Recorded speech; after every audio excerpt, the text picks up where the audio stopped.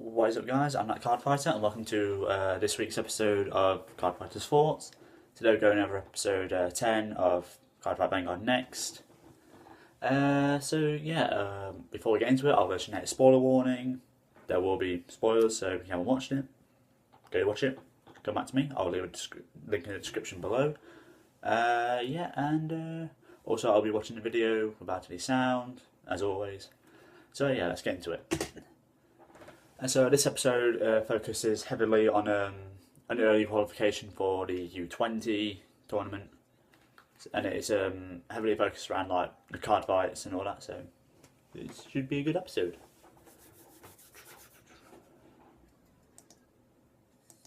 And instead of focusing on like the main three, it focuses a tiny bit more on Kazuma, the Shadow Paladin user. And then we do see like a tiny bit of development in him. Like you get to see, like you start to understand a little bit of why he sort of like quits his games and all that in this episode, but it's still not quite clear why he does it. So yeah, let's get into it.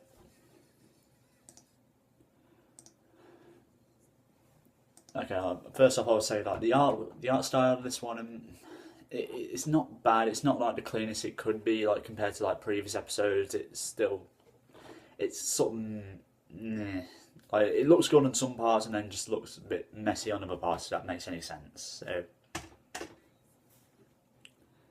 and also, Chrono's team have came up with their name called Team Striders.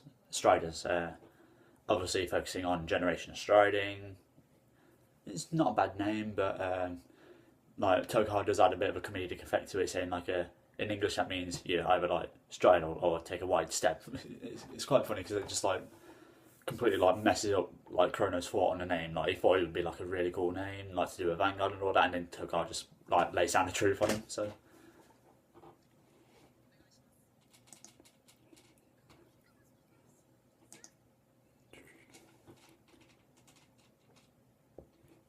And also, I do like how Trinity Dragon Art focused on it, sort of like implemented into this episode as well, like being like another comedic effect.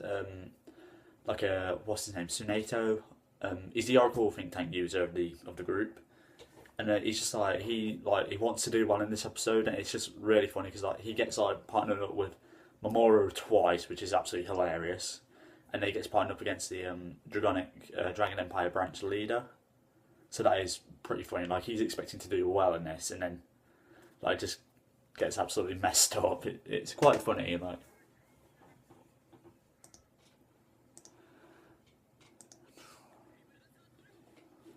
They don't really show the full fights in this. Like it's kind of understandable in this episode because like there is a lot of fights going on, and like pretty much showing like all the characters fighting, some more than others, but it's understandable in this episode, and sorry, bad lighting, it is understandable in this episode that they don't show the full fights, but maybe like show a bit more of the main fight, if that makes any sense. Again, sorry about the hands, it's a habit.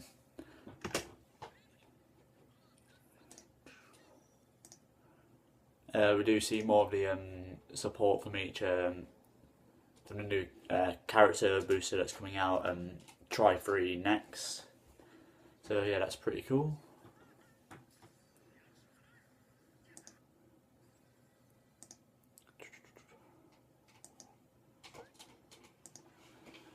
Okay, so here we have Mamoru versus Kazuma. I guess I should go like pretty much on the first round. It starts off with Shion versus Narukami branch leader. I can't remember his name, but I think they say it's somewhere in the series. I think, and then like yeah, Shion's like sort of goes up with one of the like known characters. Then like the rest of the other people just go up against just like one-off characters. That makes any sense. Like oh, this was a guy just for this fight. Like it's been on screen for like 10 seconds or so.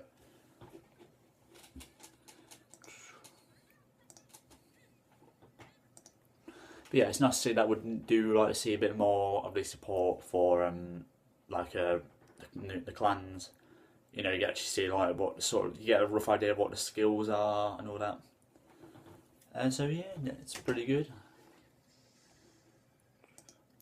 You see more Royal Paladin and Neo Nectar kind of, well, more Royal Paladin in this episode, but the words again. Sorry, like I'm still like trying to get into the habit of like just pumping out the words and before stuttering. It will get better, I promise you.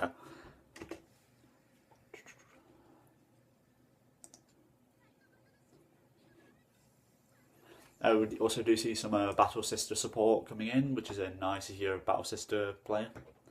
And you get support, yay!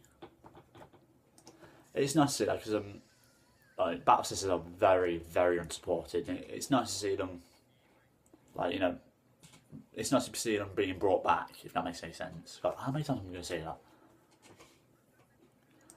that? Also, I should explain like what is going on in this episode. Pretty much, like Dragon Empire is holding like a special one-off tournament where if you win it, you will be entered early into the U20 Championship without having to go through like a shop tournament to actually gain access to the tournament. So pretty much like a bunch of fighters gather around and they have like fights. It's all like randomised, so like, you know, one player doesn't go up against another unless you're really unlucky. Like Tsunato in this episode goes up against Moro twice. But yeah, so it's pretty even. Like it's all like you don't go up against another person like 2 times in a row. That doesn't make any sense.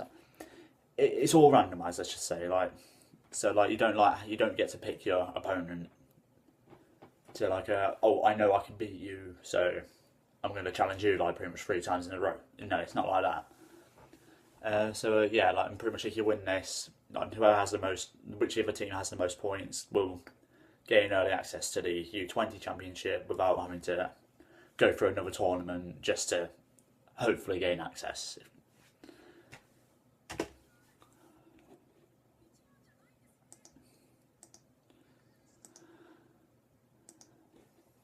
So yeah, now we go on to Kazuma versus Mamoru, and Kazuma, he sort of like if you ever watch a buddy fight, it's sort of similar to Gao. Like he fills up his formation just pretty much on the first turn.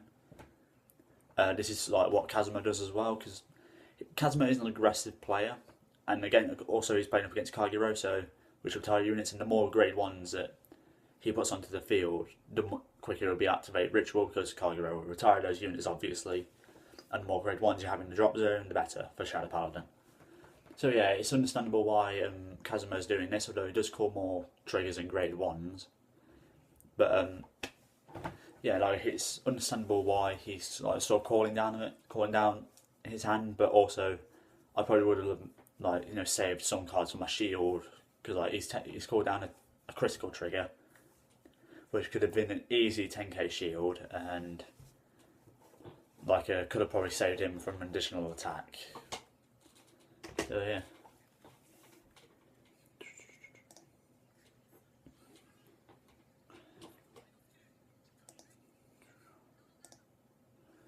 And here we see Crossover Dragon. That's the new GR for the character booster, which allows you to call 2 Chronojet units with different card names. So Chronojet Dragon G, and pretty much if one of those attacks hits, then you get to extend your Vanguard, which is pretty cool. It's just it's not bad. I'll probably run it at 1, like at least, but I don't know, that's your opinion. Like, actually, yeah, the new Gear Chronicle GR that's coming out. If you let me know down in the comments if you would actually run it, like what do you think of it? Would you use it? Or if you have no idea what I'm talking about, just put that.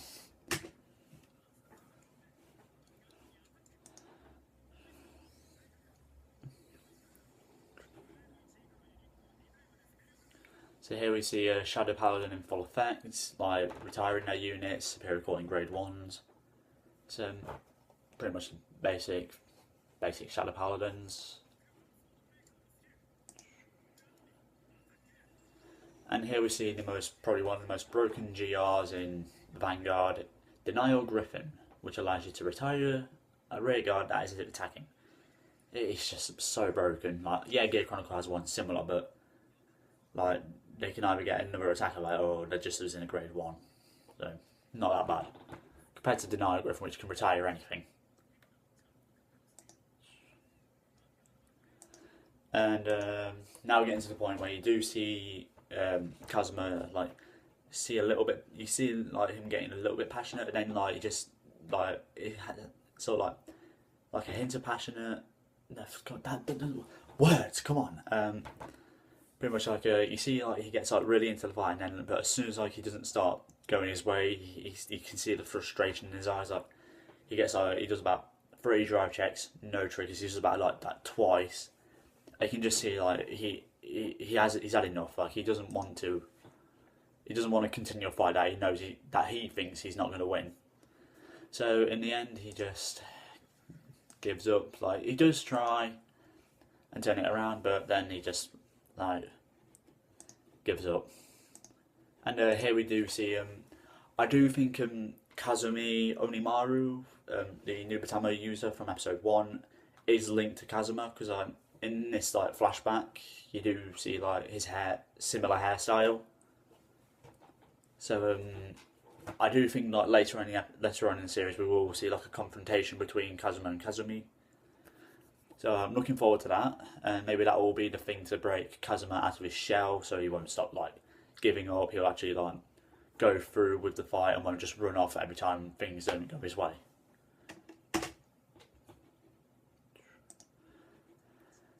And now to finish it up, we get a bit of violence in the episode.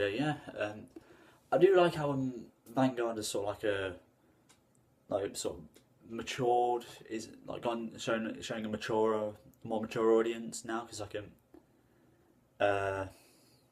what's the word, like in the earlier episodes, like in the first like series, like it wouldn't even like shown anyone punching someone. Like literally like Gaillard punching Kai. That was like it just went from there to about there, just from that punch, because like no one in the series had ever done that before.